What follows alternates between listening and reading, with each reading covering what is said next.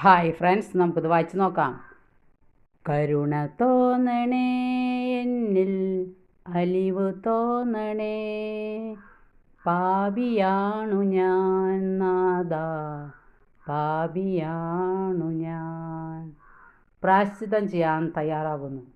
തിരിച്ചു വരുന്ന പാപിയോട് ദൈവം കാണിക്കുന്നത് എന്താ നമുക്ക് നോക്കിയാലോ. പാപിയെ അതിശയിപ്പിക്കുന്ന രീതിയിലുള്ള കരുണയാണ്.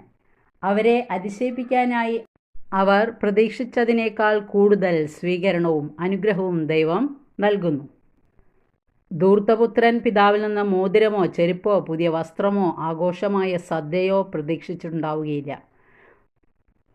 നല്ല കുമ്പസാരം നടത്തി പാപം ഉപേക്ഷിക്കാമെന്ന് നിശ്ചയിക്കുമ്പോൾ തന്നെ പലർക്കും വലിയ രോഗശാന്തികളും സാമ്പത്തിക അനുഗ്രഹങ്ങളും ലഭിക്കാറുണ്ട്. ഇത് ഇഷ്ടപ്പെട്ടെങ്കിൽ എല്ലാവരും ലൈക്ക് ചെയ്യുക. Okay, thank you, by.